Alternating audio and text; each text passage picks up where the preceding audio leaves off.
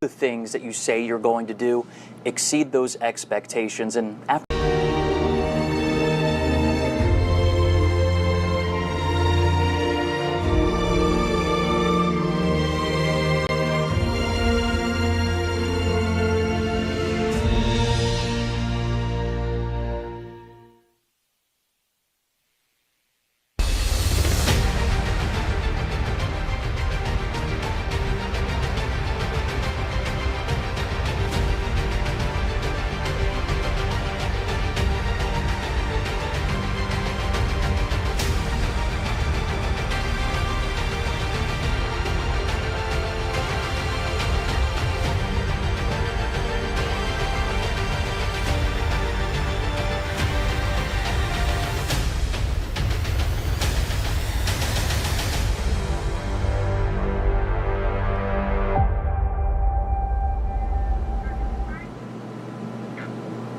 Tonight, we're going to the moon, and this SpaceX Falcon 9 rocket is taking us there. On board is a lunar lander that's built by Intuitive Machines. It's carrying science and technology investigations from NASA's Commercial Lunar Payload Services initiative. This will help pave the way for humanity to live and work at the moon. Hello, and welcome everyone to the Kennedy Space Center in Florida. I'm NASA's Tahira Allen, and this is Josh Marshall, the Communications Director for Intuitive Machines. Josh, it is so great to have you here today. I know. Tahira, it is good to be back, and what a difference that 1 year can make. We're back out on the launch pad with another lunar lander and a maturing commercial space program that's ready to support commercial partners and, of course, NASA. And we are so excited to be back on the launch pad with you. Liftoff of Intuitive Machines' moon lander is scheduled for 7:16 and 30 seconds p.m. Eastern Time. And right now, everything is a go for launch. If all goes as planned, that lander will complete its journey about 8 days from now, with a landing at Mons Mouton, about 100 miles from the lunar South Pole and the farthest south ever attempted for a moon landing. One of the main goals is to gain insights into lunar soil characteristics and also detect resources beneath the surface. Josh, describe the build-up to this moment today. I mean, oh my goodness, for Intuitive Machines. I'll try to sum it up for you. Back in the early days of the company, we started this mantra of, if people see your excellence and that you do the things that you say you're going to do, exceed those expectations. And after our first mission, we have some room to grow, and this moment is another opportunity to push that bar forward, get hardware to space, and show people what Intuitive Machines is capable of. Well, I mean, you've already accomplished so much, so good luck tonight. Now, there are more than a dozen NASA and commercial instruments headed to the moon tonight, and we're going to walk you through them over the next hour and a half.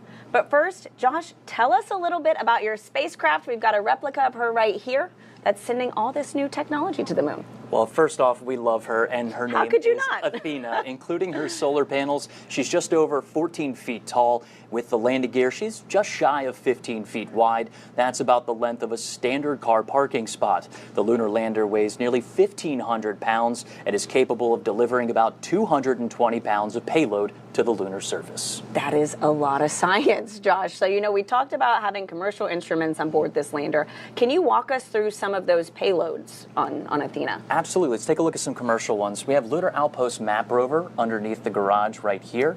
We'll move this around. We have Nokia just on this side.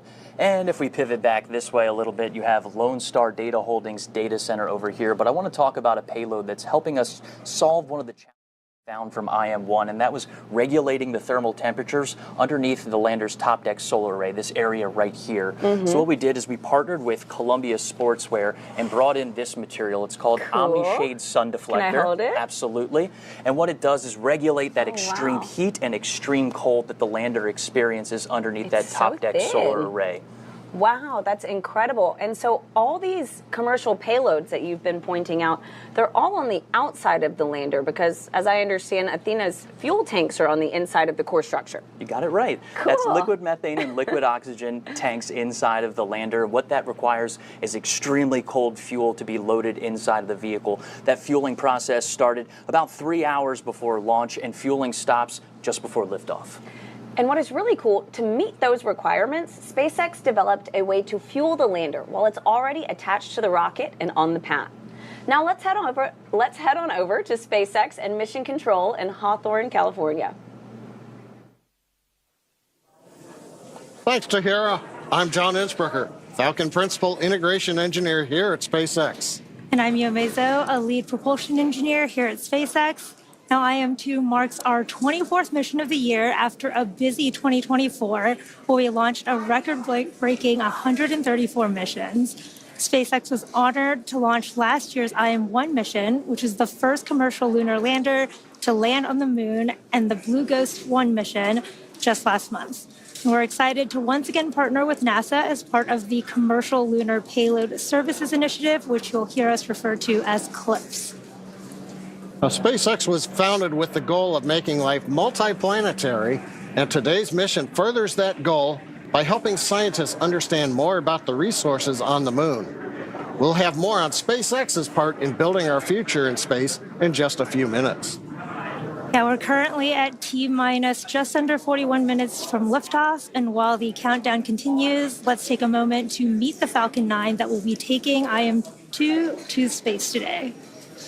On your screen, you can see the Falcon 9 on Launch Complex 39A.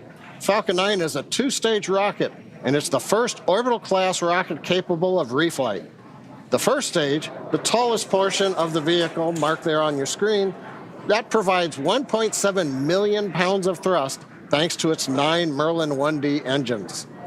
That's right, and near the top of the second stage, powered by the Merlin vacuum engine, or MVAC, while this is very similar to the Merlin 1D on the first stage, this engine has a large nozzle which allows the second stage to perform more efficiently in the vacuum of space. Now, the first stage is what gets us out of the Earth's atmosphere and into space, and the second stage is what takes the payload to its targeted drop-off orbit.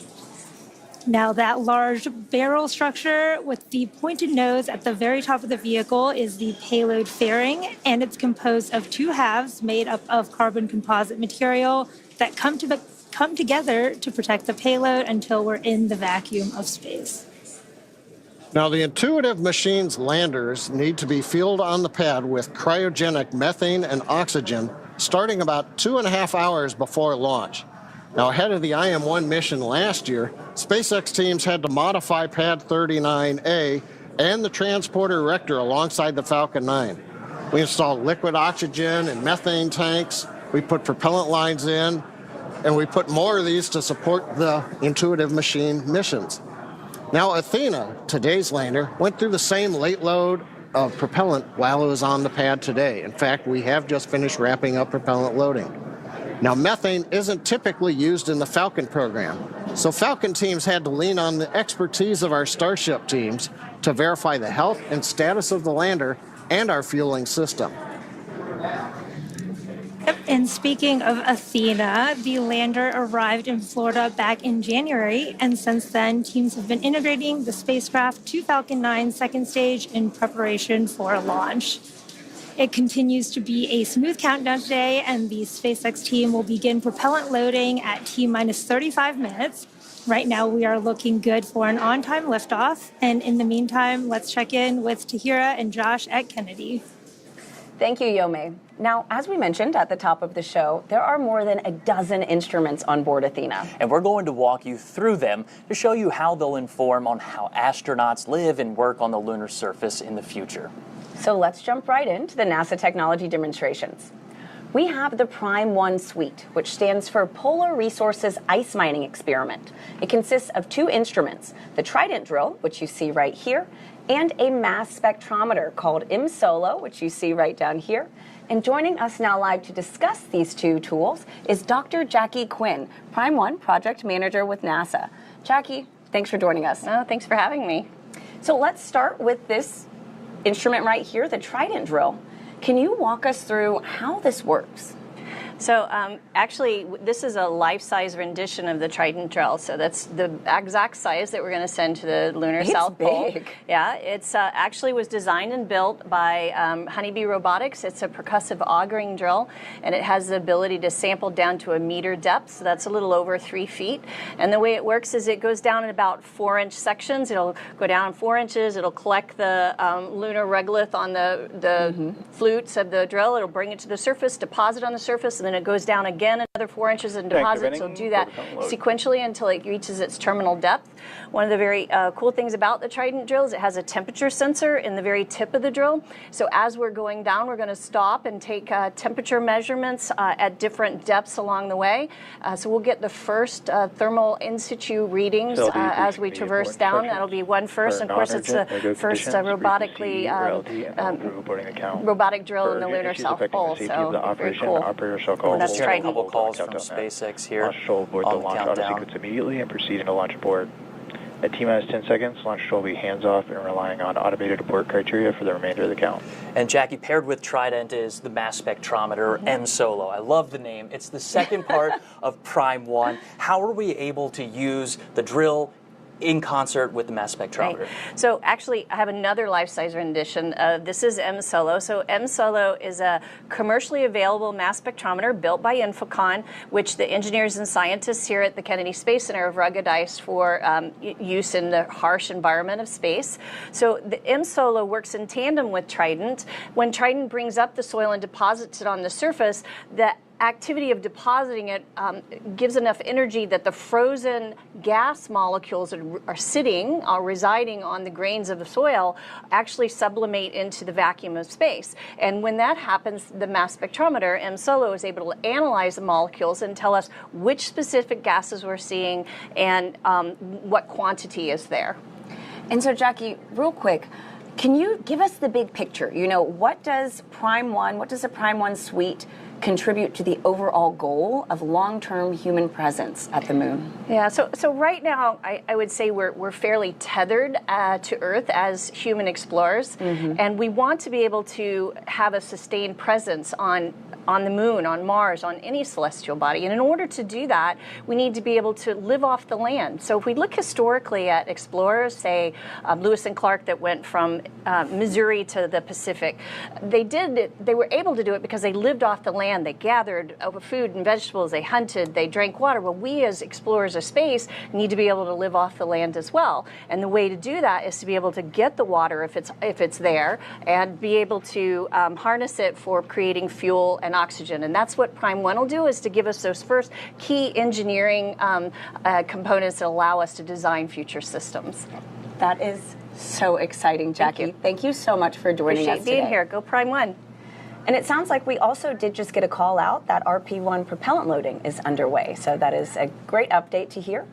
Now, also aboard Athena is the Laser Retroreflector Array, or LRA. It's a collection of reflectors. You can also think of them as mirrors that are designed to use reflected light from an orbiting spacecraft laser to help locate landers better on the lunar surface. Tahira, this technology requires no power to work and has been used since the Apollo era. And now we're looking forward to a new era of lunar exploration with NASA's Commercial Lunar Payload Services initiative. Here's why we're teaming up with American companies to deliver science and technology to the lunar surface. Our moon. It seems so close in the night sky, but getting there is really hard. But what if there was a way to change that? Only a few nations have successfully landed on the moon. As NASA sends astronauts back to the lunar surface, this time to stay, we will need to send science and technology instruments ahead of time to lay the foundation for human exploration. To make this happen, NASA is helping establish a commercial lunar economy. For the first time ever, there will be commercial delivery services to the moon. We are enabling American companies to send our payloads to the lunar surface for us. These delivery services will expand our capabilities for exploration, radically increasing the amount of science we can achieve. This high-risk, high-reward initiative will invest in and leverage the entrepreneurial spirit of American innovation to launch a commercial lunar marketplace, advancing technology and exploration for all of us. With this never-before-seen streamlined access to the moon, we will be able to make novel measurements and develop technologies that scientists have long wanted to do on the lunar surface. And as this new industry matures, this commercial delivery service for NASA and other customers could expand beyond the moon to other destinations in our solar system. and we can learn to live on another world because we are explorers.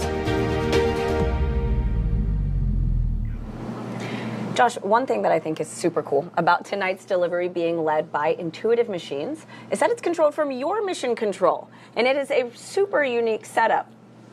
That's right, Tahira. Let's take a live look at Nova Control. This is the nerve center of our entire program at Intuitive Machines. Starting now, we have 3 primary flight controller teams working 24/7 to monitor, command, and control our lunar lander during its journey to the moon and Athena's mission on the lunar surface. Here's a closer look at how Athena may accomplish her mission. Athena's mission may provide the wisdom required to define how will humanity live and work on the moon. These kind of questions, where we go from being observers of the moon to builders on the moon, this is the first step to begin to answer those kinds of questions. Her route to unlocking the moon's secrets follows the same path as an old friend. Odysseus lunar lander separation confirmed. Small engine firings refine Athena's trajectory before approaching lunar orbit. We have to do what's called a lunar orbit insertion. It's about a 900 meter per second maneuver. It's a big burn. In orbit, Athena checks on her payloads, including Lone Star's data center, and manages extreme heat in the light and frigid cold in darkness. We're just going in orbit, doing the things you do with satellites. This will be very similar to what we do with our orbit and comm relay satellites, starting with IM-3. A short engine firing sends Athena into a lower orbit to prepare for one final 600-second burn maneuver to the surface. And it's a nice ride. The engine provides a steady level of thrust that does pick up a little bit as we deplete fuel, but we control it. Finally, Athena's true mission, delivering technologies, science, and services that may enable humanity to live, work, and explore deeper into the solar system. It's definitely a great feat. But once you're there, you want to expand from that landing spot and go and look at different things. For approximately 10 days, Athena is designed to support NASA's Prime 1 drill suite, deploy a rover, send a rocket-fueled drone into a crater, and connect those spacecraft using Nokia's 4G LTE lunar surface communications system. We have people that are driven to build and fly and operate space equipment, and that's what we're here for. It's who we are. In addition to Athena, Intuitive Machines and NASA developed a first-of-its-kind technology called the Micronova hopper for IM-2. We're joined now by Trent Martin, the Senior Vice President of Space Systems at Intuitive Machines, to talk about the hopper. Trent, welcome. Thank you. So, I hear over at Intuitive Machines, y'all call the Micronova the Grace Hopper. We do. Naharika Agrawal, our project manager for the hopper, named it after Grace Hopper, who was a pioneer in software programming. Well, what's such a fitting name for another pioneering technology? You know, Absolutely. Hopper had big support from NASA's Space Technology Mission Directorate through what we call a Tipping Point Award. Can you explain why that is? You know, what is it about Grace that has everybody so excited? Yeah, so we had decided that we were looking for a technology that could be utilized to go to extreme locations on the moon, in particular places that rovers couldn't go. We had settled on the hopper, and we started working on the hopper through a partnership with NASA through the Tipping Point opportunity. We were able to fund that, fly it to the moon, and prove out this technology, prove that we can go down into pits or down into permanently shadowed regions or even into the lava tubes on the moon. Wow. And once she's in a pit or a lava tube or a crater, what payloads do you have on board conducting the science that you expect to get back there? Yeah, so this first mission, we didn't intend to have any payloads on this, but we actually have 3. So we have a camera system so we can look down, see what's underneath. Through a partnership with the German Space Agency, we added a temperature sensor, a pyrometer, onto the foot of the hopper so that we can sense the temperature down inside of a permanently shadowed region.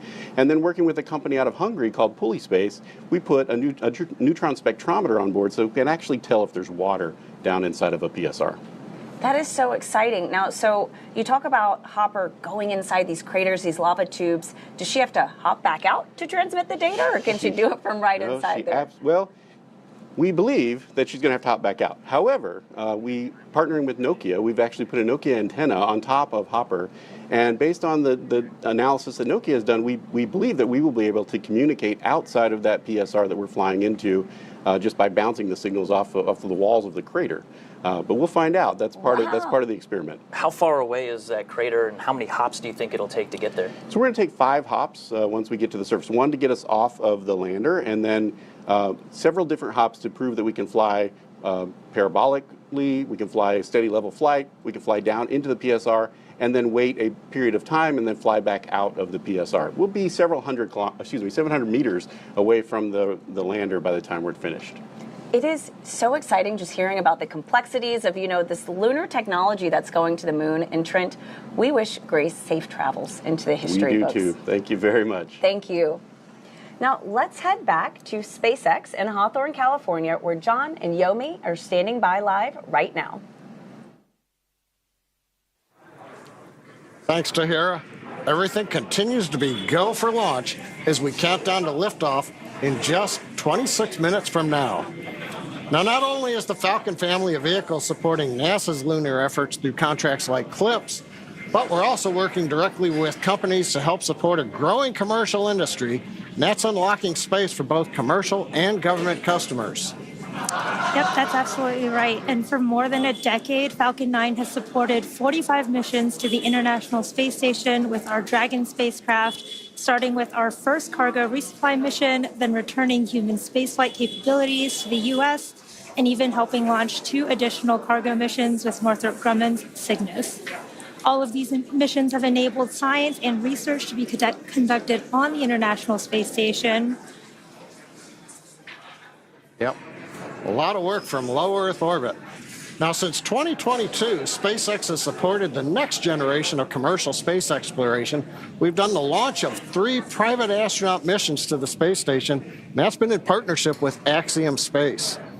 Now, in the near future, Axiom plans to attach a module to the ISS, and that will eventually detach and form an independent station, one of many commercial space stations that will come online soon, as well as after the International Space Station exits service at the end of its operational life. That's right, John. And when ready, SpaceX will help deorbit the space station. NASA awarded SpaceX a contract to develop the US Deorbit Vehicle, or USDV, which is a modified Dragon designed to guide the ISS through a controlled re-entry into Earth's atmosphere.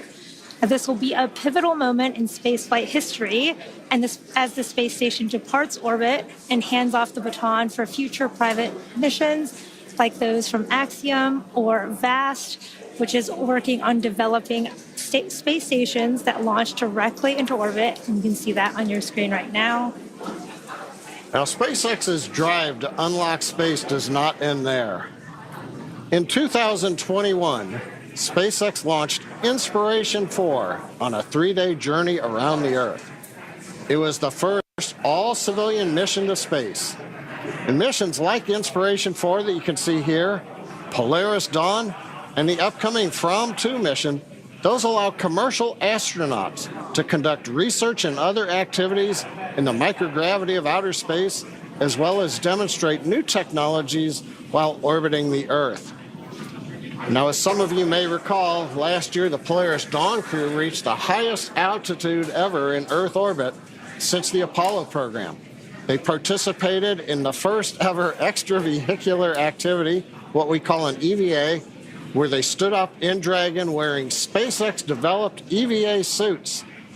They also conducted 36 research studies and experiments designed to advance both human health on Earth and during long-duration space flights. There's a nice view of the very top of Dragon where they conducted that EVA from in the SpaceX suits. Yeah, those were incredible missions. And all of these missions, including today's IM-2 mission, are helping set the stage for future missions to the Moon, Mars, and beyond.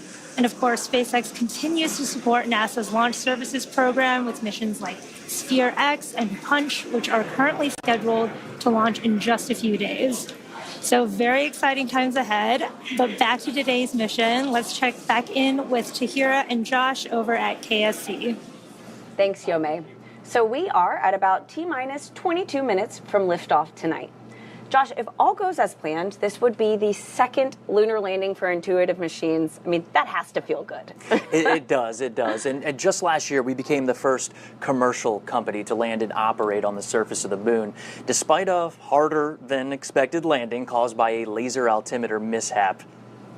Now, so what did your team do to assess IM-1 and really make modifications for this second mission tonight with Athena? Right. After IM-1, the entire team met and reviewed every minute of the mission.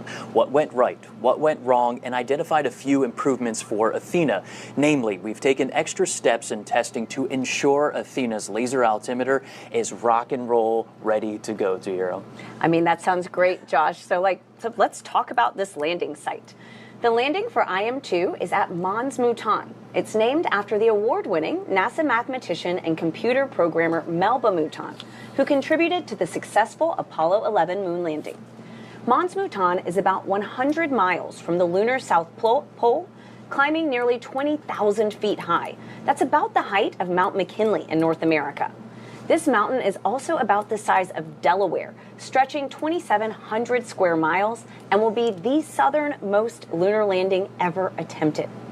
Now, Josh, can you break down what are the differences between the IM-1 landing site from your first lunar landing and the IM-2 site for Athena tonight? Well, both of these sites are lunar highland areas, very similar when it comes to that. The IM-2 landing site is about twice as close to the South Pole than our first mission. Why was Mons Mouton chosen? Was there anything specific that you all used to really narrow this down for IM-2? That's a great question. I asked our scientists, and as we move closer to the South Pole, combining Earth and Sun visibility becomes more challenging. So we chose Mons Mouton because the Sun and Earth visibility enables a longer surface mission so that NASA commercial payloads may complete their operational goals. It also has a crater close by that we're targeting for Grace to explore called Crater H. We'll have to think of a better name for the next round of explorers that drop by. Absolutely, Josh. That's so funny. Now, and those explorers could be, Artemis astronauts. The Mons Mouton area is also one of the potential landing locations for the Artemis 3 mission. It's a region no other crewed mission has ever landed or explored before. Here's a closer look at the type of preparation that goes into returning from the lunar surface in our Artemis Moon Minute.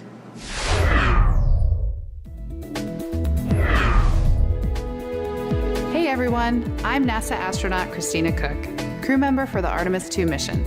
I'm here at NASA's Johnson Space Center in Houston, Texas, where the Orion spacecraft is closely monitored for mission control during flight. Speaking of the Orion spacecraft, teams are gearing up for another important exercise off the coast of San Diego, California. Underway Recovery Test 12, or as we like to call it, URT-12, is the third in a series of tests to make sure teams are prepared to safely recover myself, Reed Wiseman, Victor Glover, Jeremy Hansen, and the Orion spacecraft. On URT-12, a mix of NASA and stand-in astronauts will be inside an Orion mock-up, and Navy divers will practice getting them out of the capsule and into helicopters, which will fly them to a nearby naval ship. Teams will spend the week running through different scenarios, including a daytime or a nighttime splashdown. That's your Artemis Moon Minute. For all Artemis updates and info on the Artemis 2 mission, you can scan the QR code on your screen or visit nasa.gov/mission/Artemis-II. Now, for more on SpaceX's lunar efforts, let's go back to John and Yomei live at SpaceX in Hawthorne, California. Thanks, Tahira. As we mentioned earlier, Falcon 9 is the first orbital-class rocket capable of reflight. And in fact, this will be the 9th flight of this particular first-stage booster supporting this mission. Together, Falcon 9 and Falcon Heavy have completed more than 450 launches and over 380 reflights. It's hard to keep track of the scorecard. And today, this booster will be attempting to land on our drone ship, a shortfall of gravitas. And this would be the 100th booster landing on that particular drone ship alone. That's pretty incredible. And rapid reusability dramatically reduces launch costs, which helps increase launch frequency and enables a wide array of new government, commercial, and scientific opportunities in space like this one. Now, lowering the cost of access to space is helping take humanity's next steps into the solar system, whether it's in LEO, GEO, interplanetary, or even deep space. Now, when the costs are lower, government and commercial customers can launch more missions, which helps accelerate development. This also helps commercial satellite and private research customers afford to launch more projects to space, and that helps stimulate innovation here on Earth. Absolutely. And missions like SpaceX's Transporter and Bandwagon rideshare programs help make access to space even more affordable by sharing the cost of a launch across many customers. All of this is to say, reusability is that key innovation that's making space more accessible for the industry as a whole. We just heard Stage 2 LOX load is beginning. We're right on time. But let's talk more about technology and innovation, and we'll head back to Tahira and Josh at Kennedy Space Center. Thanks, John. Many of the technology demonstrations on board Athena, like Prime 1 and the Grace Hopper that we heard about earlier, were driven by NASA's Space Technology Mission Directorate. Now, some are NASA-supported experiments that are developed by private companies. We also call these tipping point awards. These tipping point investments are valuable, stimulating the lunar economy as activity increases on and around the moon. Now, to talk about these programs, these payloads and awards, we're joined now by Mark Thornblom, Deputy Program Manager for Technical Integration of NASA's Game-Changing Development Program. Mark, welcome. We're so glad to have you joining us. It's great to be here. It's an exciting night. Can you first explain, what is tipping point and what does it mean to NASA and our partners? Sure. So a tipping point project is a true collaboration and partnership between NASA and an industry partner. We are seeking commercially led new space technologies that show a promise for the benefit of commercial missions and for NASA. And so essentially what happens is that both NASA and the commercial partner have identified a new technology that is ready to be matured and be tested and then infused in the commercial market. So both NASA and the commercial partner, they both put in money, they put in resources, expertise, test facilities if needed, they put their plan together, they mature the technology, they test it, and so in this case, send it to the moon, prove out that technology, and then be ready to infuse it into the commercial market for a future mission that both the commercial world benefits from and NASA benefits from. And so there are two tipping points on this lander, right? And so we heard about one a little bit earlier, the Grace Hopper.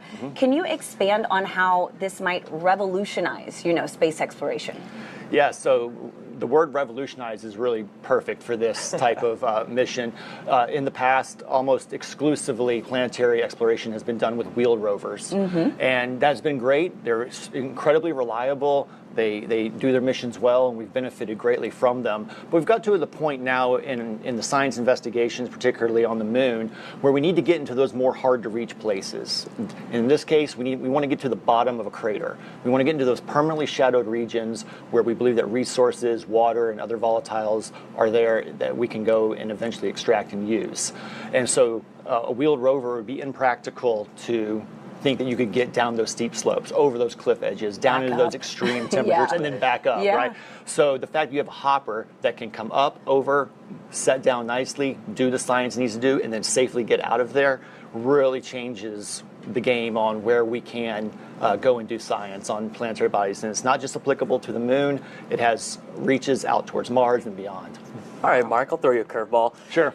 Can you tell us more about another one of these tipping point initiatives with Nokia that hopes to deploy the first cellular wireless network on the moon? This is the one that seems to just light people up when you talk about it. It's so familiar. Nokia has done such a fantastic job of taking their terrestrial telecom 4G networks that connect billions of people and devices every single day, and they're packaging it for space, and they're going to use it on future Artemis missions and future human sustained presence on the moon and Mars and beyond. And so to get a 4G network and to get that high-speed data, voice and datacom, and have your kind of local internet connecting all your devices up there really really is an important part of Yeah. meeting communication requirements for a human mission. So this demonstration is going to teach them a lot about what they need to do to collect that data. The environment is obviously very different. You're in a vacuum environment. The temperatures are different. The regolith's going to play. So the way the network responds will be a little bit different on the moon than here. So they need to collect that data so that they can go back and optimize their systems and be ready to deploy on a human mission. Yeah, I think revolutionize was the right word for these two payloads. This Absolutely. is incredible. Awesome, Mark. Josh, so how is this integrated onto the Athena spacecraft then? Well, Nokia's network in a box is mounted high up on one of Athena's closeout panels, and she has two antennas on top of Athena, and it connects both of those lunar mobility vehicles that we're talking about exploring the moon's surface. All right, well, thanks, Josh, and thank you so much, Mark. Absolutely. Thank you for having Thanks me. for joining us. Now, when things get busier on and around the moon and Mars, astronauts and robots are going to need a way to stay in touch with each other. Here's a deeper look at how the Nokia tipping point will provide a communications network to help prepare us for that future. On Earth, a cellular network has many components: base stations, radio units, and a core network that manages the connection between users and the network. Nokia's technology miniaturizes and integrates all of these components into a single network in a box. This is Nokia Bell Labs Network in a Box that you can hold in your hands. It contains every single component that make up a 4G LTE network. Scaled down to this size, weight, and power, we could install it onto the Intuitive Machines Nova C lander along with specially designed antennas. Every gram that we send to the moon matters. While compact, the system also has many redundancies and fail-safes, allowing it to recover and heal itself. We also overhaul the system software to minimize the impact of ionizing radiation that would normally cause sensitive electronics to malfunction. The network links directly to devices in both the Lunar Outpost Map Rover and Intuitive Machines Micronova hopper. For the mission to succeed, this network must be fully autonomous. It must deploy and configure itself once on the lunar surface. As the lunar rover goes about conducting experiments, and the hopper goes deep within a crater, the network must also constantly make adjustments to ensure it maintains connectivity. This is an uncrewed mission. There will be no human technician to tweak or repair the network if something goes wrong. Achieving that level of autonomy was a monumental task to undertake. Working with NASA's Space Technology Mission Directorate, Nokia plans to test the first cellular network on the moon. Success will have implications far beyond this important mission.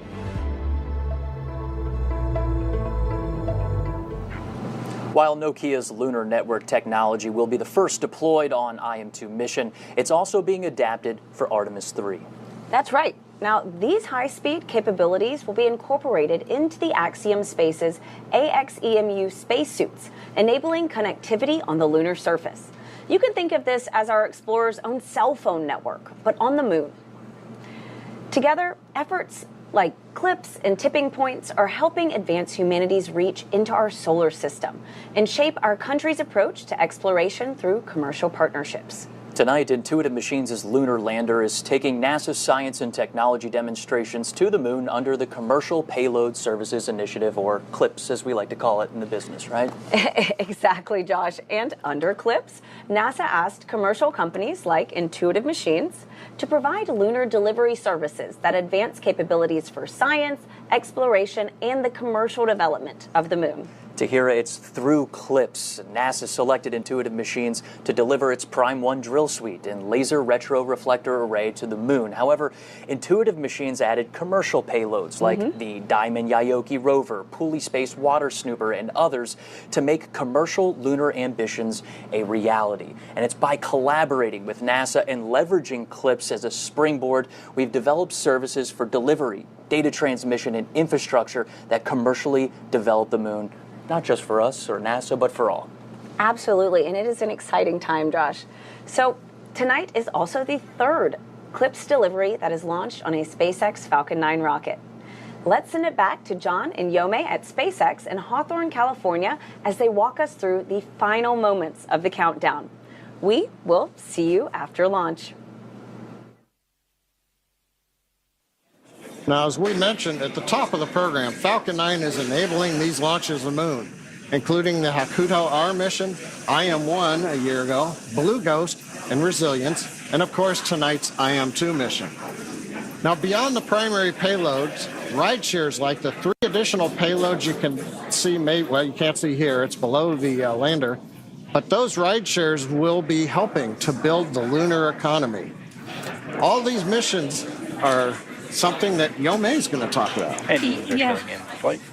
Thanks, John. Yeah, all of these missions are developing our future in space and helping to support sustained human and robotic activity, including scientific research, resource extraction, and infrastructure development. Now, you should be able to see here some of today's rideshare payloads on the stack there, just below the Athena lander.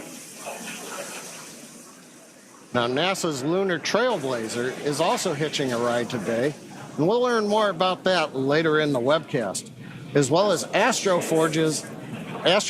They're an asteroid mining company flying its Odin spacecraft, which is headed towards the near-Earth asteroid 2022 OB5. Gotta love some of those asteroid names. And finally, Epic Aerospace's Chimera Orbital Transfer Vehicle, which is what is known as a space tug, a vehicle that works in space to help payloads move to their desired altitudes. And we'll learn more about these in just a bit. Yeah, these systems are paving the way for our sustained presence both in space and on the moon as we deliver landers, crew, satellites, and rovers in the next few years, building up the moon's equivalent of low Earth orbit, which is known as lower lunar orbit, which will act as the staging point for future missions, supporting lunar communications and providing platforms for science and research. And in the near future, reusability will extend all the way to the moon, with reusable landers flying their first missions. Frequent, low-cost launches from the moon will eventually allow for lunar exports, like metals and helium-3, which can help support future deep space mission to Mars and beyond. We're coming up at T-minus 5 minutes. Let's turn our attention to Falcon 9, the spacecraft. The good news is all systems are currently a go for on-time liftoff. Pressing for starboard retract. We just heard the call out. The tanks are pressurizing. We're stiffening the Falcon 9 up in preparation for strongback retract. The strongback is the structure you see on your screen right behind the Falcon 9. You're looking right now at the payload fairing, inside of which Athena, the lunar lander, and the 3 rideshares are located. We also have had the transition to internal power for the spacecraft. That happened several minutes ago. Also, we heard some of the call-outs. Strongback retract is running. There's strongback retract begin to run. We have finished loading fuel on the first stage. We are loading liquid oxygen on the second stage, so we are on time, not working significant issues. What we're waiting to see right now is the 2 clamp arms from the strongback begin to open up. I think we can just start to see it now. It takes about 16 seconds to retract. Following that, we will then begin to recline the strongback away from the Falcon 9. Yep, and you can see those clamp arms are opening as we speak. The vehicle is nearly fully loaded with propellants and will complete at the T-minus 2 minute mark. The range is also green and ready to support today's launch. And if for any reason we do not launch today, we do have a backup opportunity tomorrow at 7:11 p.m. Eastern Time. At this point in the countdown, both the first and second stages are nearly fully loaded with 1 million pounds of kerosene fuel and liquid oxygen. Falcon 9 uses 2 propellants. One's a refined form of kerosene called RP1, or Rocket Propellant 1, and we also use LOX, or liquid oxygen, as our oxidizer. Now, fire generally needs 3 elements to ignite: heat, fuel, and an oxidizing agent, in this case oxygen. That's the fire triangle. In our case, the liquid oxygen is chilled well below its boiling point. That makes it denser, and that means basically we can load more of it into the rocket. Yep, and the third part of that fire triangle is a chemical known as TTEB, or triethyl aluminum and triethyl borane, which we use as an ignition. Stage 1 LOX load complete. There's that call out for stage 1 LOX load complete. And the combustion of RP1 and LOX is what makes the rocket go, and it's that TTEB mixture that sets the match to the propellant mix. Now, in addition to finishing LOX loading on the second stage in about 30 seconds, we'll have another major event at T-minus 60 seconds, and that's Falcon 9 computers going in startup. The autonomous first and second stage internal flight computers will take over the countdown. Inside of T-minus 2 seconds, we'll light the Merlin 1D engines for liftoff. And right now, though, coming up on T-minus 2 minutes, the Intuitive Machines payload continues to be healthy, and the Falcon 9 team is tracking no issues on the rocket.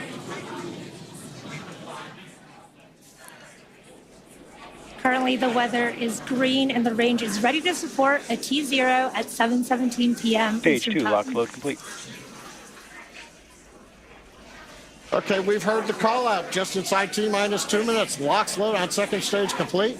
You can probably also hear the background enthusiasm. Everybody is getting ready for a launch to the moon. Next major event coming up right now. Ground gas closeout.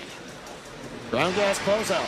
That means that strongback alongside the Falcon 9. We're draining any propellant from the ground lines. We're venting gas overboard. That'll also create what's typically a large white plume that comes off of the strongback. The cold, gaseous oxygen we're venting off of the strongback mixes with that warm Florida air, and you get a large white cloud, and you can see it streaming away. Waiting for the call out for startup of the flight Falcon 9 is in startup. You see and hear it. We're in startup. Everything looks good. We're going to get the LD go for launch. And with that, let's pause for a minute and listen to that go. LD, go for launch. Right on time. Always love to hear that call out.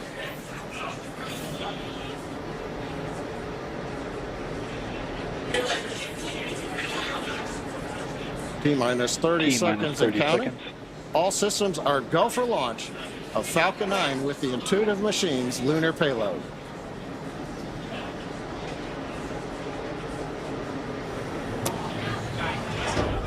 T-minus 15. T-minus 10, 9, 8, 7, 6, 5, 4, 3, 2, 1. Ignition and liftoff. Go Falcon, go Intuitive Machine.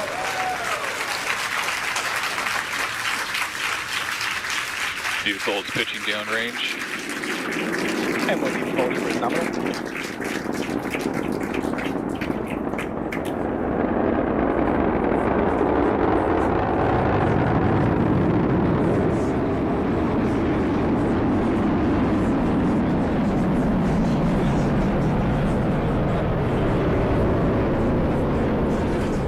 Falcon 9, carrying IM-2's lunar lander Athena, has successfully lifted off at pad 39A. We're heading to the moon. We heard the call out of the pitch kick. That's a small tilt of the vehicle. We're still going pretty much straight up, but now we're also slowly heading horizontal.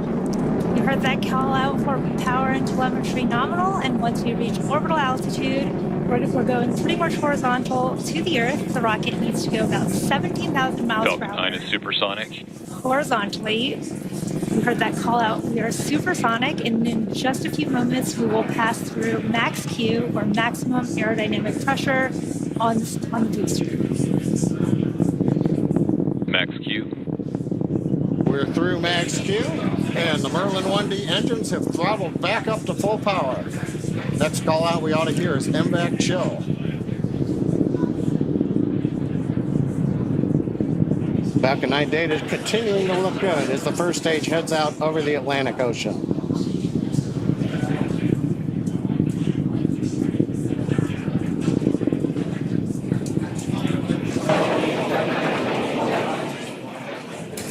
Trajectory looking good on Falcon 9. Now we're going to have a few events coming up in quick succession. We're going to start with MECO, main engine cutoff. That's the point during the flight where we shut down the 9 Merlin 1D engines on the first stage. Then we'll go into stage separation, and then SES-1, which is the second stage engine start number 1. And shortly after MECO, stage 1 and 2 will separate from each other, with the first stage booster beginning its trip back down to Earth, while the second stage engine starts for the first time, known as SES-1, where the single Merlin vacuum engine on board the second stage will light up. This is happening in just a few seconds. Miko. Stage separation confirmed.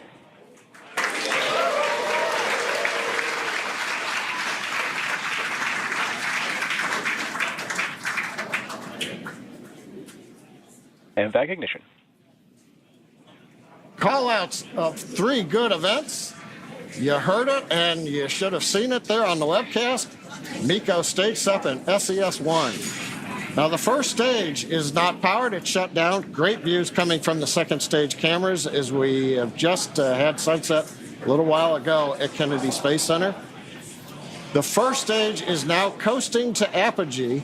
That's the view on the left side. We're slowly turning using cold gas thrusters. We're turning to orient the engines into the direction of flight. Also, you may have been able to make out in a little bit of the light, the titanium grid fin deployment is underway. We're using pneumatic gas pressure. Confirmed. And here comes fairing separation. And a beautiful view. Looking at Athena and the rideshares on top of the second stage stack.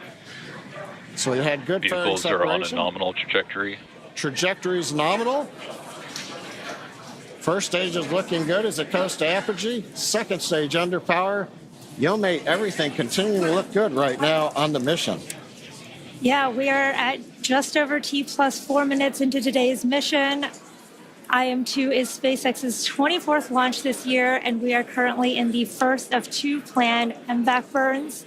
Around the T plus 6 minute mark, you should see on your screen the first stage's entry burn. It's currently making its way back down to Earth. And for that entry burn, we will relight 3 of the M1D engines on the first stage, starting with the center engine, followed shortly by the engines next to it, which will slow down the vehicle as it passes back into the Earth's atmosphere. Now we need to slow down the first stage to reduce re-entry forces, which will help us recover and reuse that first stage.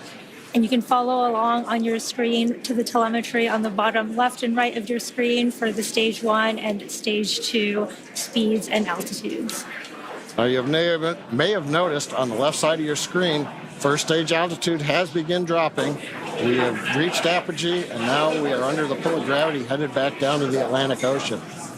Now to slow us down, we'll use that entry burn. And that means we're firing 3 Merlin engines to decelerate the Falcon 9, but we'll still be moving very rapidly. And that's going to cause the vehicle to fly through the Merlin exhaust gases. That's also known as the rocket's plume. And this will deposit a layer of soot on the vehicle surface, one of the signatures of a flown booster. Long to bring the first stage back down to the edge of the atmosphere for the entry burn coming up in just about 20 seconds or so.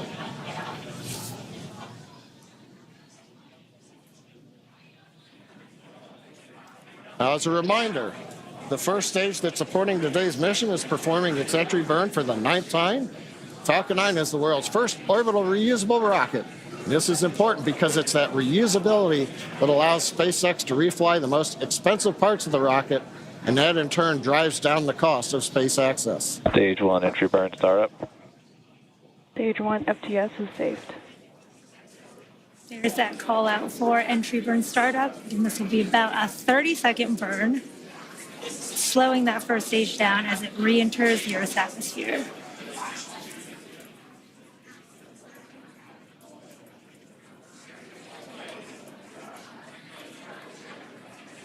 Stage 1 entry burn shutdown.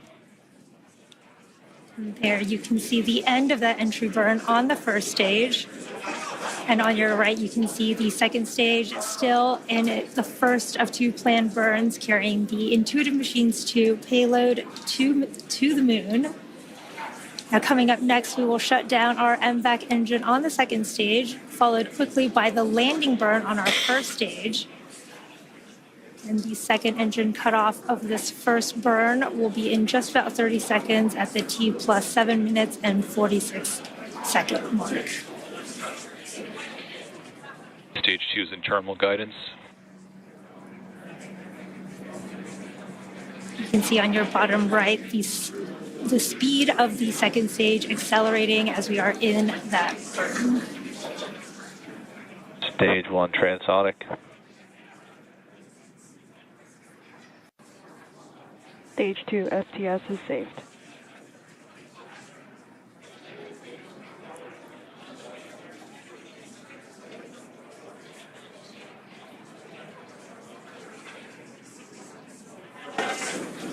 MVAC shutdown.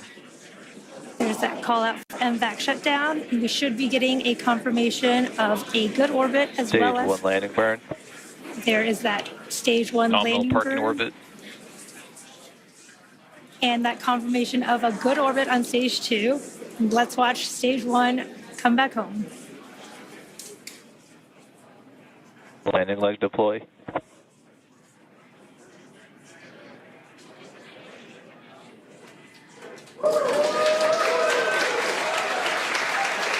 Stage 1 landing confirmed. Awesome views of that first stage landing. There you have it. That was the 413th recovery of an orbital class rocket, including first stage landings for Falcon 9 and Heavy. First stage is back on the drone ship. Beautiful mission. Second stage is in the parking orbit in our low Earth orbit. Now the mission does continue in space with stage 2. Coming up next, we have the second burn of our MVAC engine. We call that SES-2. And that'll be the second stage burn around the T plus 36.5 minute mark. And we'll follow that with spacecraft separation. Until then, we're going to send you back to Tahira and Josh at Kennedy Space Center. Thank you, John and Yome. If you're just joining us, welcome to the Space Coast of Florida, where we just witnessed live the beautiful liftoff of the moon-bound Intuitive Machines lunar lander named Athena. It launched on top of a SpaceX Falcon 9 rocket from Launch Pad 39A right here at Kennedy Space Center. Intuitive Machines is an American company based in Houston, Texas. We developed and built a complete space program around our lunar lander that's carrying, among other things, several NASA payloads. And if everything goes as planned, in 8 days, Athena is expected to land at the Mons Mouton region of the moon, about 100 miles from the lunar South Pole. That is right. And make sure you stay with us tonight. Our broadcast here on NASA Plus will continue through Athena's acquisition of signal, which is expected to happen just after 8 p.m. Eastern Time. Now, Josh, besides Athena calling home for the first time, are there any other big milestones that your team is monitoring and waiting to happen right now? Well, it's important to remember that Athena making that first phone call home isn't an easy feat. The lander's designed to make a lot of autonomous decisions throughout the process, including getting into max power attitude. That's one of the first things flight controllers will confirm after we hear from Athena for the first time. They'll be checking that her top deck solar array is locked in, pointing right at the sun. And Tahira, one of my favorite parts of this mission is while Athena is expected to call back to mission control, there's more action. Additional payload deployments from the rocket's second stage. I am super excited for that too. I don't think I've seen multiple rideshare payloads, release, and they are called rideshares. And while they aren't hitching a ride to the moon with Athena, they are on the same rocket, and Intuitive Machines has 3 of them, including the Lunar Trailblazer, which is managed by NASA's Jet Propulsion Laboratory. It's the only NASA science investigation on this mission that will not land on the moon. Once it deploys, it will orbit the moon about 60 miles from the surface to help scientists better understand the lunar water cycle. It will also inform future human missions as to where supplies of water may be found and extracted as a resource. The mission is managed by NASA JPL, and its science investigations and operations are led out of Caltech University.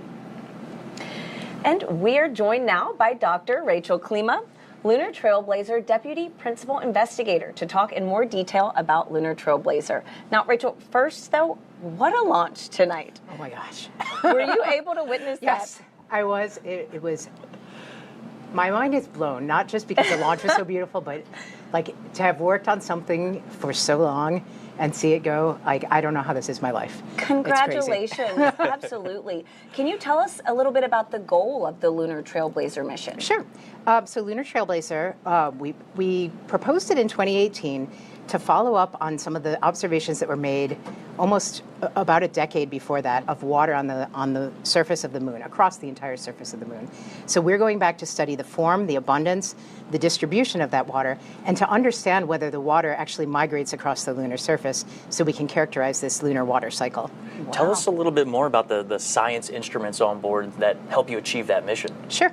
So the way that we're doing that, we have two state-of-the-art instruments. We have one called the high-resolution volatiles mineral mapping, mineral moon mapper, excuse me. I'm a little excited. It's a proper government name. Yeah. HVMQ is what we call it by. And that studies the near-infrared reflected light from the sun. So the sun shines the light onto the lunar surface, and the light that's reflected back off basically carries with it like a spectral fingerprint of where water and minerals are on the lunar surface. So we'll be measuring those, and then riding along with that is the Lunar Thermal Mapper, which is out of Oxford University in the United Kingdom, and that was supported. So it's an international partnership with the UK. Cool. And they're measuring the temperature of the lunar surface at the same time that we're measuring the spectral signature and understanding where the water is. Now, Rachel, quickly, can you tell us how does the work that Lunar Trailblazer is intending to do lay the groundwork for what we want to do with our Artemis? Well, so, we have these hints of water on the lunar surface in the permanently shadowed regions of the moon and also on the illuminated surface. But if we want to go there with Artemis, if we want to live off the land, if we want to use the water that's there, we need to understand where it is. We need to understand how much is there. And so Lunar Trailblazer, on a scale that people can actually operate on, we'll be able to map whether there's ice in the permanently shadowed regions and that kind of thing. So to help pick landing sites and see where we want to be. Wow, That is crazy. What an exciting future. Yep. Thank you so much for joining us, Rachel. Thanks, Rachel. Okay. All right, thanks very much. Now, Josh, I understand that there are a few other commercial rideshare payloads that, like Lunar Trailblazer, will deploy from the Falcon 9 rocket after Athena. That's right, Tahir, and you can see it at home in this animation. Athena separates, and then the three rideshare payloads deploy. This animation has a condensed timeline. We actually expect the payloads to separate about 5 minutes after Athena. Wow, I mean, even the animation, this is gorgeous. This is going to be such a spectacular view.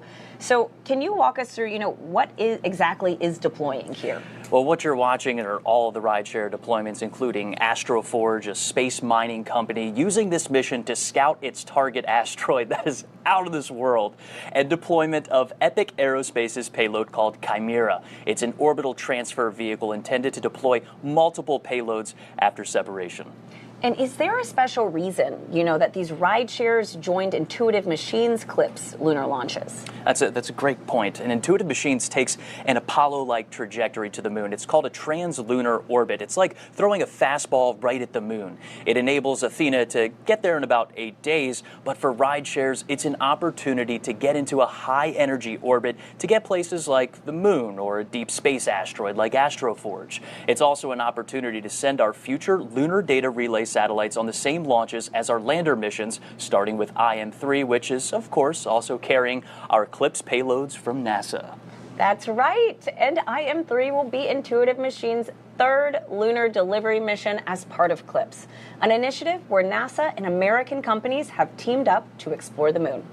Now, a lot of research needs to happen before humanity can live and work on the lunar surface. And these CLPS missions are like our stepping stones towards creating that sustainable future. In the end, the rewards outweigh the risks. Landing on the moon is hard. We're going back. Under this Artemis program, we're going to be sending humans to the moon for the first time since Apollo. So ahead of humans, we want to get up as much science exploration and technology experiments as possible. So CLPS starts facilitating a lot of the early science, the things we want to learn before we even send humans. CLPS stands for Commercial Lunar Payload Services, CLPS. The services part is the key element. Ordinarily, when NASA delivers a payload to the surface of the moon, they do it with a commercial partner, but NASA controls the building of the vehicle. Now, we're buying the service of delivery of our lunar payloads to the surface of the moon. It is a delivery service, akin to a delivery service that you'd have here on Earth. NASA will provide payloads to a commercial company. They decide how to get it to the moon. They have to develop their own lander, but they also have to manage the entire end-to-end mission. It's meant to provide affordable, rapid, frequent access to the lunar surface through American companies. We're funding different companies. We have commercial companies that are competing to win task orders to deliver our payloads to the surface of the moon. One of the goals when we started CLPS was to help establish a lunar economy. Somebody has to do it first, and then it becomes commercially available. Then they're able to crank them up. Then they're able to make it more affordable. And so the lunar surface is just the next frontier for a commercial environment. But we had to acknowledge up front, all the way through the highest levels of the agency leadership, that some of them will fail. These missions may not be as successful as a traditional NASA mission. We have accepted the risk that going through this innovative approach with these commercial companies, that there could be some failures. Some of them are new companies. None of them have ever successfully landed on the surface of the moon. So they're going to learn lessons. We need to give our vendors the opportunity to learn. And so that'll help ultimately buy down our risk as these companies learn, okay, what does it take to actually build up the lunar lander, integrate payloads, get to the lunar surface and land safely? They've been able to demonstrate that they have very, very good technical depth and the ability to design and execute missions. We're willing to take more shots on goal. We aren't risking human lives. And in the big picture, if we're flying missions at 1/10 of the cost of a NASA mission and we fail 2 of them, we still get 8 missions for that same price. Even with 1 or 2 or 3 failures, this is still a very economical proposition. It's a risk posture which is more risk tolerant than NASA is accustomed to. There's not a single one of these companies that's willing to bet their mission on a coin toss. Every one of them is doing what they can in order to have the most successful mission possible. But the important thing to realize is that risk tolerant does not mean risky. And the rewards are a long-term ability to get payloads to the moon inexpensively, frequently, and rapidly. We want science, so we can then put more of our resources on even more science, exploration, and technology payloads and get more of a return on investment when we get to the moon. CLPS provides tremendous benefit across the scientific and economic communities. So there's a lot we'd like to learn about the moon to help human habitation and prepare us for missions to Mars and beyond. So the moon is the first step. Joining me now are Dr. Nikki Fox, the Associate Administrator for NASA's Science Mission Directorate, and Dr. Joel Kearns, the Deputy Associate Administrator for Exploration. Now, Nikki, Joel, what a launch tonight. Wasn't it beautiful? I know. Does it ever get old? No. Never. Absolutely not. Never. Never. No. Particularly when NASA science is going to the moon on it. I know, right? It's more than just a launch. Like, think about, again, the future. So to talk a little bit about the future, Nikki, I know you're very passionate about how science can enable exploration. Yes. So can you talk to us about how the investigations and science going up tonight are really going to enable humanity having this long-term presence at the moon? Yeah, I mean, obviously, science enables exploration, but exploration enables science, and that's why we're so excited about having this partnership as we move forward. NASA science does great science wherever we go in the universe, literally. From the center of the sun to the edge of the universe, we're doing fantastic science. But the really cool thing is when what we're doing is really enabling humanity to take next steps. And so as we return to the moon, we're not just returning to the moon for a short trip, we're returning to stay, and then the moon lights our way to Mars. And so all of the experiments that we have that we're putting on CLPS are just there to enable us to do the next great things for humanity. And so, Joel, as part of CLPS, it is really to team up with American companies to help advance the capabilities of the commercial development of the moon. Can you explain how this CLPS initiative and these flights are really advancing what we want to do with Artemis? Well, every one of these CLPS flights, like the IM-2 mission, is advancing both science and technology that we will need to move humans out further into the solar system, but also answer really long-term scientific questions we've had for decades since Apollo. And we're doing this a very different way than we did Apollo. Yeah. In Apollo, it was a national effort that was really done by NASA with major industry at the time. Here we're partnering with our international partners, but also, as you said, with commercial firms in the U.S. And the way we implement CLPS to carry out these science and technical objectives, we actually get as a service from U.S. industry the ability to bring things to the moon and get data back. This not only allows us to do this faster and less expensively, but it builds a capability in industry to take things to the moon, not just for NASA, but for all of our Artemis Accord signatories and all our allies and friends around the world. It starts with robotic landers, it goes to orbiters, and it goes to other small spacecraft. And you know that we are doing public-private partnerships now, even for the big human landers and the spacesuits. It's really the wave of the future for the moon and eventually Mars. Absolutely. Now, very quickly, this is a hard question, but what are you both looking forward to most in this new era of lunar exploration? We are going to go to places on the moon, again, to get ready for Mars and to answer questions about the moon that no one's ever visited before. So, for example, IM-2 on this mission will go the furthest, closest to the South Pole that anyone has ever been. And we know we want to send our Artemis astronauts to the South Pole. So just by going there, we're going to get the first information of what is the South Pole really like as we answer those scientific questions. And Nikki? All of our NASA science missions are super interconnected. So the exciting thing for me tonight is not only Intuitive Machines going to land, but Lunar Trailblazer, coordinated science, both of them looking for volatiles, really fantastic.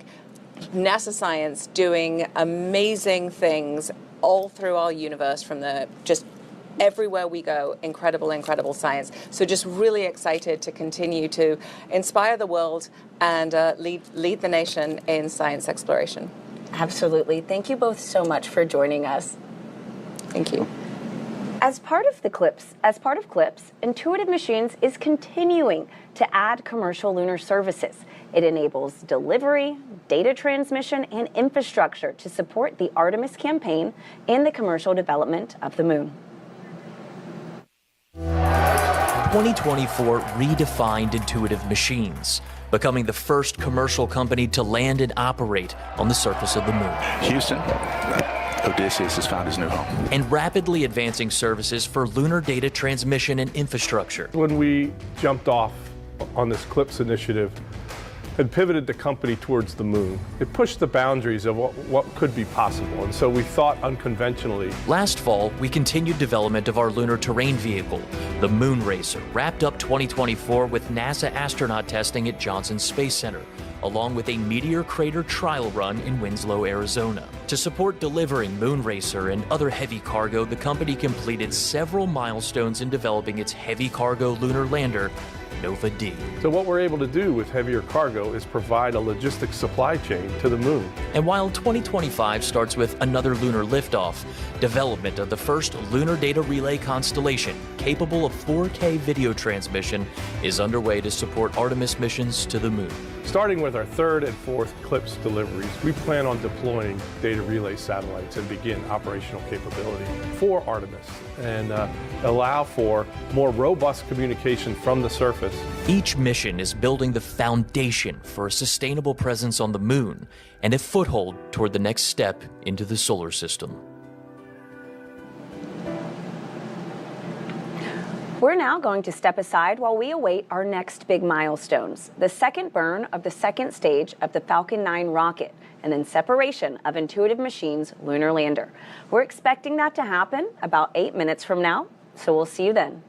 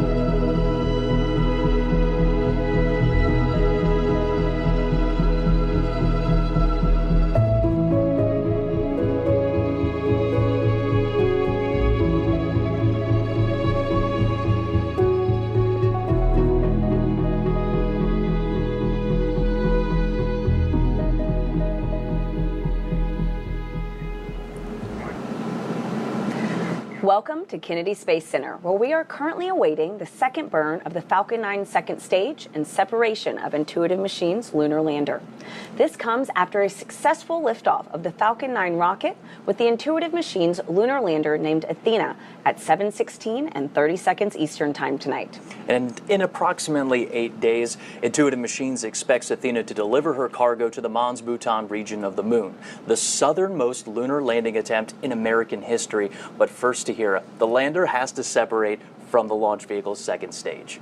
And for that, let's go back live to SpaceX in Hawthorne, California, where John Innsbrucker and Yomei Zhu are standing by as we await that second burn and then spacecraft separation. John, Yomei? Thanks, Tahira. We are a couple minutes away from our second and last relight of our MVAC engine. That'll happen at T plus 36 minutes and 25 seconds. And the second burn will last just over 60 seconds, and you can watch the velocity increase on the display on your screen. Right there, we saw a little bit of solid oxygen drifting off. We're actually purging everything. We're getting the engine ready to relight, chilling it in. At the same time, we've been using little cold gas thrusters to just kind of push all the propellant down to the bottom of the tank, so it's right over the inlets of the turbo pump. So we're ready to pull it in when we start to spin the engine for burn number 2. Well, and that's called settling, right? And we use nitrogen to perform those maneuvers.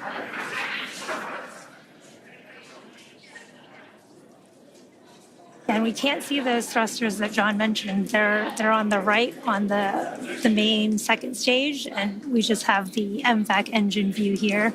But you can see that engine chill process happening. You can also see the payloads on the left-hand side of your screen. Oh, and there's a nice view. We've got a second payload camera on this flight, and I think we're looking right up at the business end of Athena with the large nozzle. Yeah, really cool views. I love how Athena looks like a star when it floats away.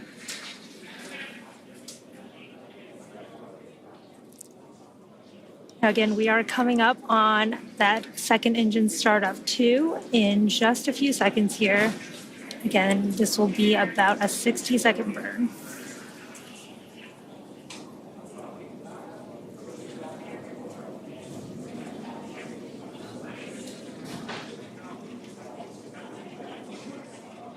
MVAC ignition.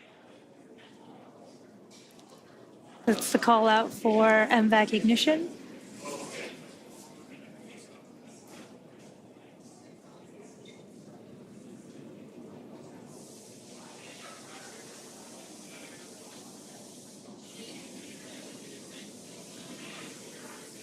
It's always cool to see that MVAC nozzle start glowing in the middle of the burn.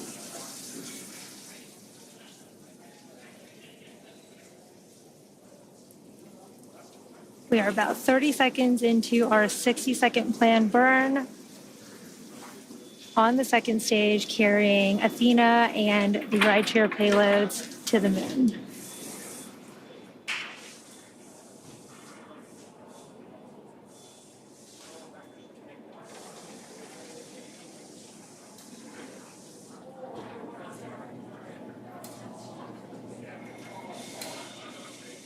MVAC shutdown.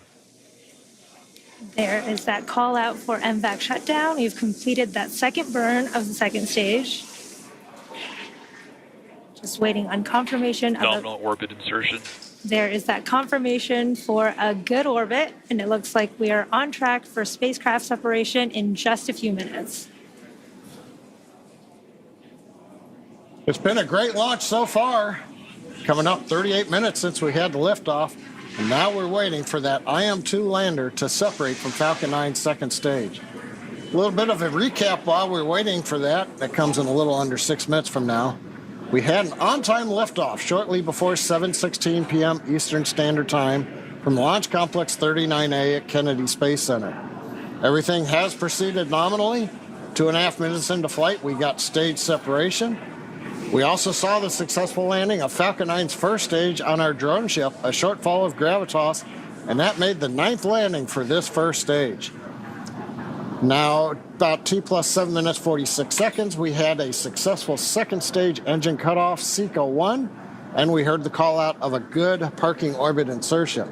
Now, that was the first of 2 burns of the second stage engine, and we just saw the second burn of that engine complete, and we also are in a good transfer orbit right now. Pay attention on the bottom right to the altimeter. We didn't change altitude very much during the 1-minute burn, but you can see we're starting to move away from Earth now. Now, the vehicle is coasting at this point in time. Payloads are still attached as we're counting down towards the separation of the Athena lander. Now, currently, the second stage is in a coast phase, as I mentioned. We are essentially making sure everything is quiescent on the stage. We're venting down pressures. We're making sure that overboard vents are done so that nothing, for example, burps during flight. We want Athena, when we send the separation command from the flight computer, to just be moved away with the power of the springs and not have any jostling if, say, the second stage inadvertently vented something at that time. So we're making sure everything is quiet on the second stage. Now we're coming up, we're under 4 minutes to separation, and we're getting great views of the second stage as it prepares to separate the IM-2 lander to begin its 8-day journey to the moon. And of course, given the way spacecraft want to be oriented to the sun, for example, to make sure when they separate, they get power onto solar cells. If you're wondering why we have a camera pointed right at the sun, well, that's a requirement of the customer to make sure that the spacecraft gets nice and warm, gets a lot of power, everything looks good. Now, we talked about the 8-day journey to the moon. The Athena lander is carrying science and technology investigations from CLPS that will help pave the way for humans to live and work at the moon. And today's mission is the second CLPS mission for Intuitive Machines. Now, we're waiting right now, separation coming up a little under 3 minutes. Getting some more views. We're cycling, the flight computer is cycling between the various cameras on stage 2. Got a view of the nozzle. As we heard earlier in the broadcast, that'll make a large maneuver as they get to the moon. But right now, everything is quiet on the lunar lander. There's a view of the nozzle extension one side. Here's the other camera at the back end of the second stage. The silver blanket that you see there, that's multi-layer insulation. We put that over the back end. That keeps all the valves underneath and the electronics warm and cool. Warm from the chill of darkness and the vacuum of space, and also helps insulate it from the hot radiative plume when we fire that second stage engine. Got some cool views of the sunrise on the coming up from the Earth's horizon over there, which is very cool. Very cool to see.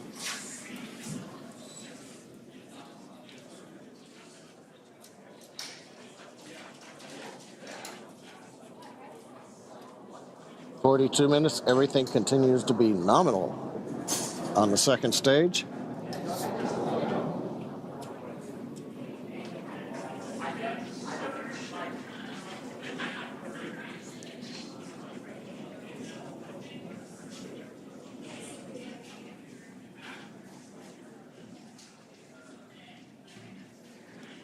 Now, just to give you an idea of where we've been, where we're going, in about 1 minute, we are going to get deployment of Intuitive Machines-2 lunar lander, named Athena.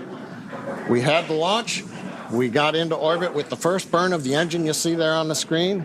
We just finished the second burn about 5 minutes ago, and we are in a coast phase on stage 2, making sure everything on the stage is quiet, do final vents, and then make sure that the stage is very stable, it's not moving around. And then we'll see deployment. It'll be interesting. I'm not sure which camera views we're going to get at deployment. Now, once we do the deployment, we then start another sequence that takes about 3 minutes and 50 seconds, and then we will get to the rideshare deployments. We'll have one, and then every 20 seconds, and then 20 seconds after that. Right now, we're just counting down, waiting for deployment. So let's listen into the countdown net.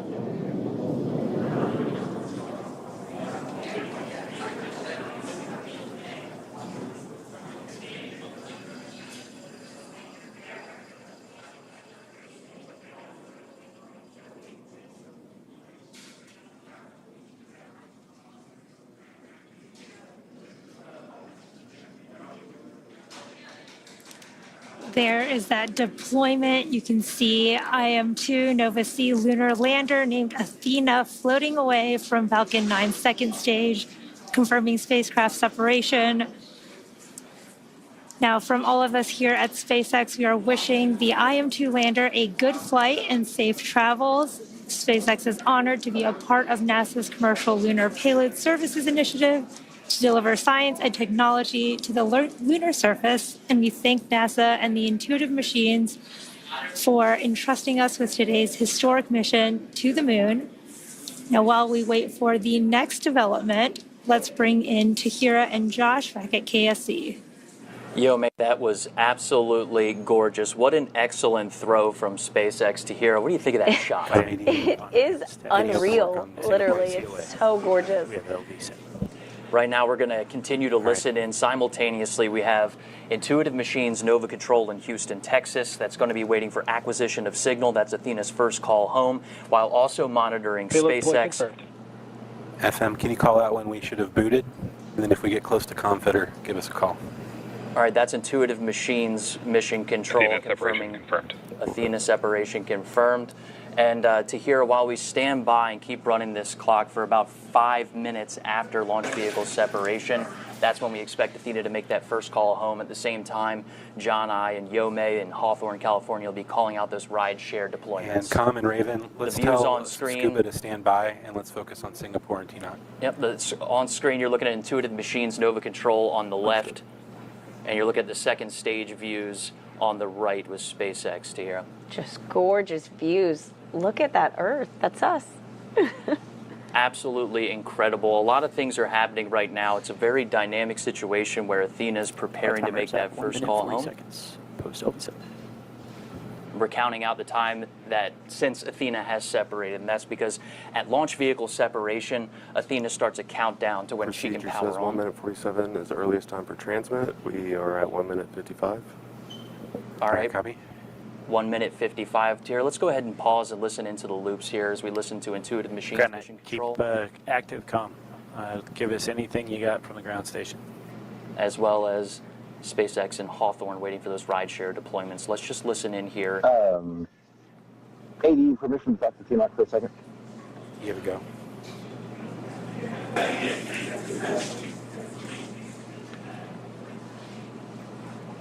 Those calls you just heard are the ground net stations that you're looking at right now inside of Nova Control, waiting for the ground stations on Earth to acquire Athena's signal. We're standing by in Houston for Athena making that first call home, standing by in SpaceX Hawthorne for waiting for those 3 rideshare deployments. We expect all of these things to be happening simultaneously.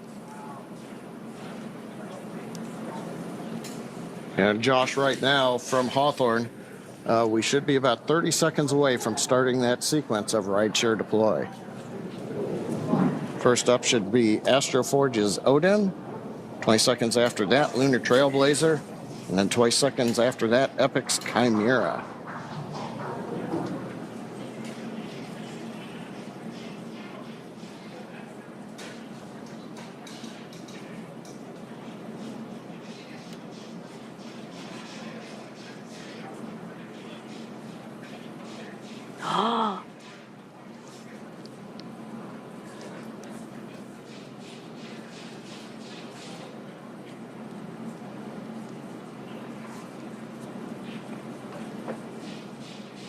Odin deployed, as you heard over the net. IM status, Odin's away.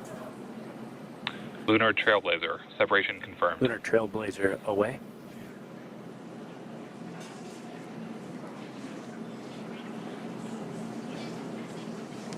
We heard the call out in the acknowledgement. Lunar Trailblazer separated. Wait about another 10 seconds, and it'll be Chimera. Yeah, Com, we will have an OEM for them. Priority right now is Singapore. Chimera away.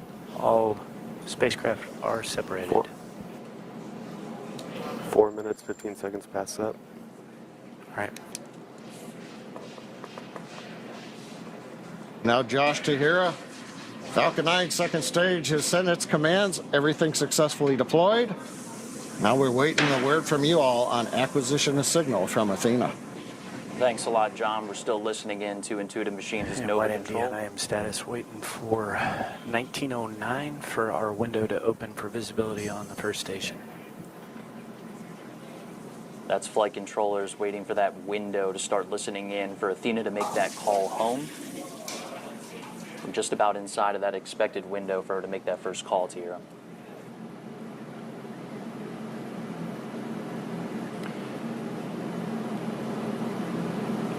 We expect Athena. We're still standing by for connection with TNOC, is that correct? That's good feedback. I'm getting. Should I enable randomization? Yeah, we're getting some information, and we're waiting for visibility at our first ground station to hear. Those are the large radio astronomy dishes on Earth that are needed to make that connection to Athena out in space. What she's doing right now is autonomously commissioning. That's a process where she's turning on her power systems, getting into max power attitude. That's pointing that top deck solar array right at the sun, making sure we're getting good power coming through. Again, I'm just getting a little bit of information here that the visibility of the first station, that first ground station, to make that connection with Athena, 1909, so probably here just in the next couple of minutes. Mission Control is just going to be standing by for that opportunity. Until that window comes, 6 minutes post-up. we're not going to hear that confirmation until that ground station's ready to receive that signal. Now, Josh, Copy that. what Com, we're expecting 1909 for the visibility. That's correct. That's 1909. They're talking in Central Time, so that's 8:07 here on the East Coast. So here, just a couple minutes away, flight controllers are watching their screens, waiting to make that first connection with Athena while she's been autonomously commissioning herself in space. That process of getting to max power attitude, getting her radio pairs on, and making that first call home, all while moving just about 24,000 miles per hour. She's doing a lot. That's right. Now, Josh, what happens if Athena exceeds that time window? Well, if Athena exceeds that time window, it's okay. She's also programmed to swap radios and antenna pairs to get in a better configuration to make first contact with flight controllers that your folks at home are watching on the left side of your screen. That's Nova Control in Houston, Texas.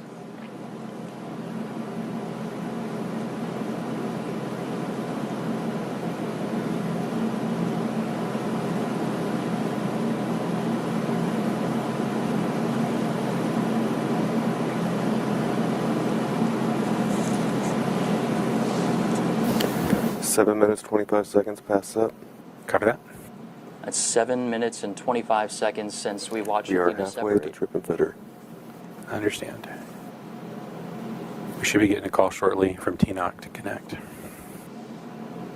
All right, that's a good call from our activity director. That's John Graves, waiting for our ground station to connect to Athena as we continue to watch video from the second stage. That's SpaceX on the right and Intuitive Machines on the left. We'll see, what time do we have here? About 8:08 p.m. Eastern Standard. We're standing by for the ground stations on Earth to receive the signal that we expect. Athena is ready and already making that call back through that autonomous commissioning process. Tahira, you touched on what happens if we don't make this connection. It's going to be all right. It's okay. Okay, good.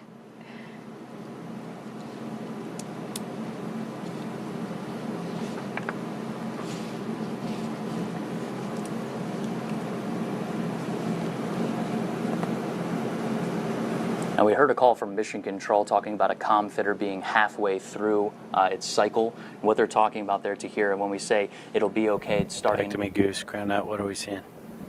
Is TNOC giving you any feedback?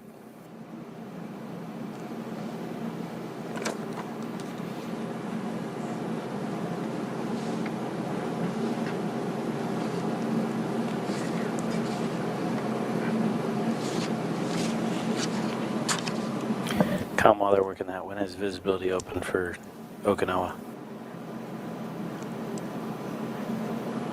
1:29. All right, so we're listening in to when those ground stations will have coverage to connect with Athena in space. What about DSS 34? Let's go ahead and toss it back to John and Yome in Hawthorne, California. In 5 minutes. We are 9 minutes, 30 seconds past up. Copy that. And FM Oh, comes down thanks, 15 Josh. minutes and it just swaps towers, right? Now we're hearing comms in the background right now. Yes. Now, for those of you following along, you'll know that this mission marks our 24th launch of the year. And we're gearing up for the Sphere X and Punch mission, launching from Vandenberg Space Force Base very soon. And in the coming weeks, NASA's Crew 10 mission to the International Space Station.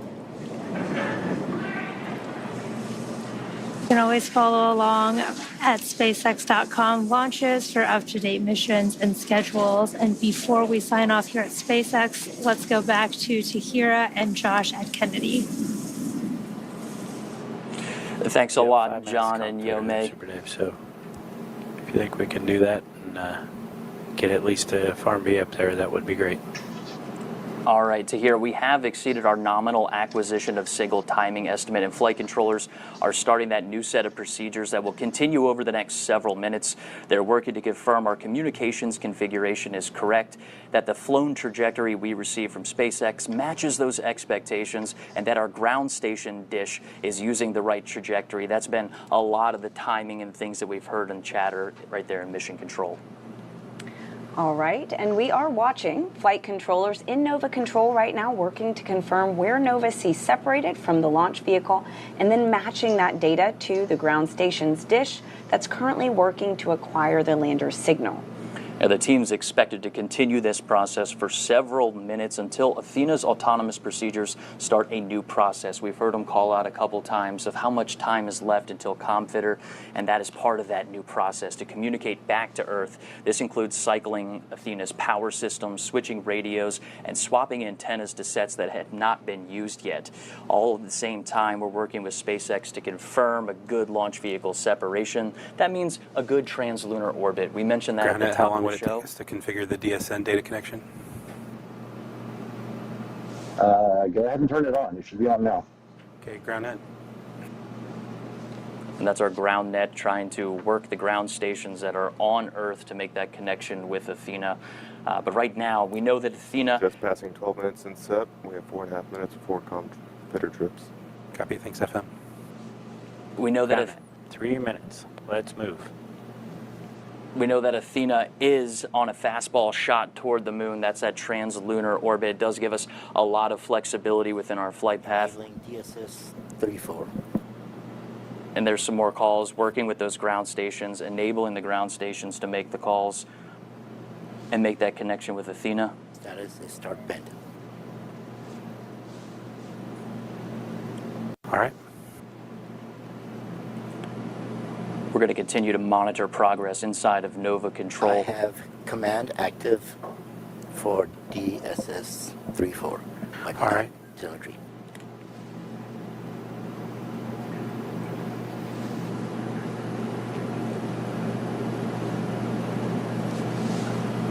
Setting command off.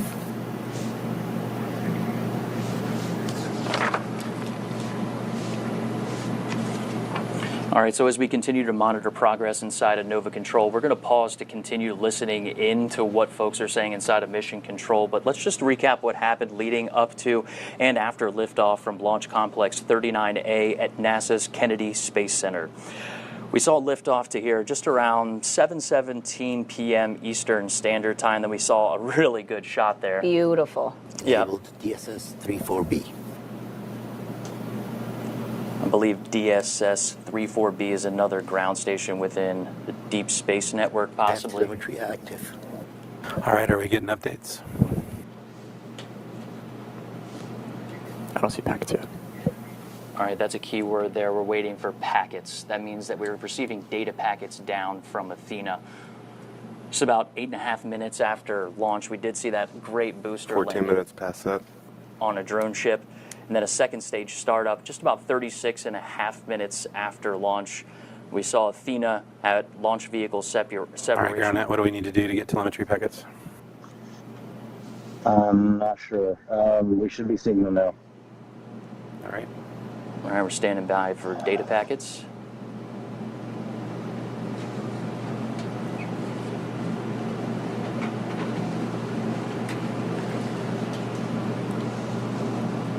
Everyone glued to their screens here. We had launch vehicle separation with Athena just shy of 43 minutes after launch.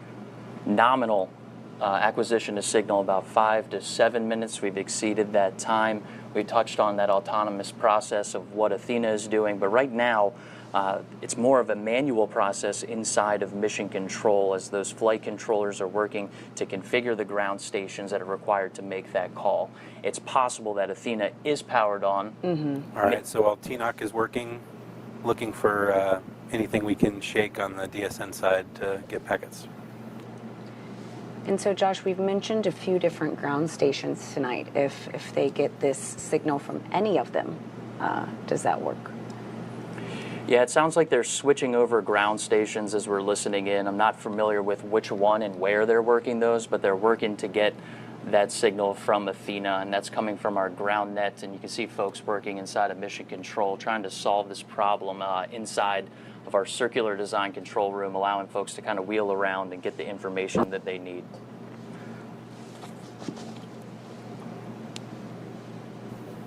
FM, so we're expecting about a minute for the power cycle, and then another 15. Sitting there looking, same antenna config.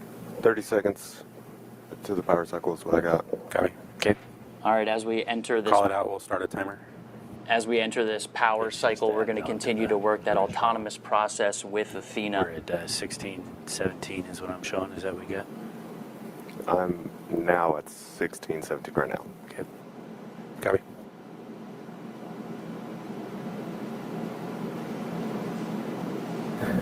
Granite, give us calls on the main loop. You are the most important person in the room. Everything you're doing is critical. Call it on the loop, everything you see. All right, as we hit this repowering process, it's going to start several long terms where background net, everything goes on the main loop. It'll give Athena some time to configure her systems if that's what's required, but it's also going to be some time gaps. 34B. Do we have control in the room? It's also going to be some time gaps in between when we can configure these ground stations. Raven. Yep. It's going to start opening up longer periods of when we're waiting for autonomous processes as well as data control to make sure they're seeing packets flow to us. They have carrier lock, sub-carrier lock, symbol lock, but no telemetry. But they have no telemetry. Copy. All right, that's a good sign. We're hearing carrier lock. That's one of the steps that we heard on our first lunar mission.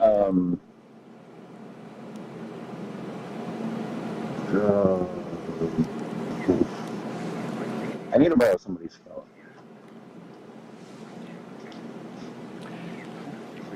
Showing packets. All right, we're showing packets. All right. Oh my goodness. Everybody wake up. Got to keep you on your toes, all right? We're going to start Athena here, and that is a great call. That is an active situation where we're switching ground stations in order to make contact with Athena. Kept us on our toes. I feel a little flushed in the face, but getting those data packets and getting that confirmation from Mission Control, best news I heard all night. I didn't think anything was going to top watching that launch Tahira.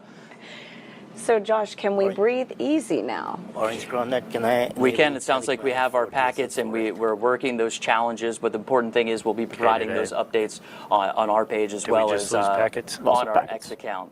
As they continue to work this challenge. But what an action-packed moment. 3 rideshare deployments. Take a look at what you got. And Athena's first call home to let us know she's ready for her lunar journey. And we continue to know that this is a journey filled with challenges. And successfully acquiring Athena's signal and getting those packets and maybe having some more challenges, we know that those are the steps toward getting the ultimate milestone, landing and operating on the lunar surface, Tahira. I mean, again, like you said, what an action-packed moment. So glad to get that call out. Now, Josh, can you tell us what is next for Athena? You know, can you give us any details on lunar landing? Well, with today's launch, we expect Athena to land about 8 days from now on March 6th. After vehicle checkouts tonight, we hope to send Athena's selfies with Earth in the background and capture new images along her journey. Over the first 5 days en route to the moon, she'll perform multiple small engine firings to hone in her trajectory toward the moon before committing to lunar orbit insertion. That's about an 11-minute burn to slow the lander down to get captured into lunar orbit.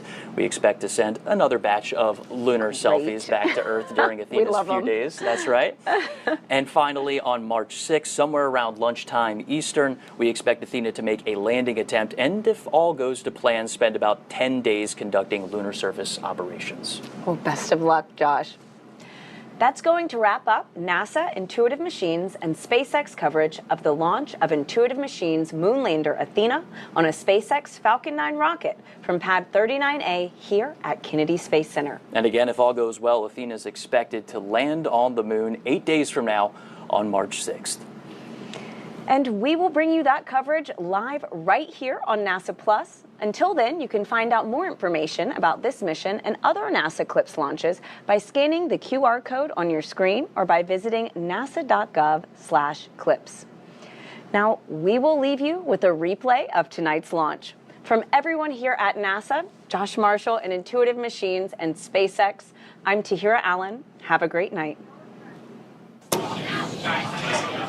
T-minus 15. T-minus 10, 9, 8, 7, 6, 5, 4, 3, 2, 1. Ignition and liftoff. Go Falcon, go Intuitive Machines.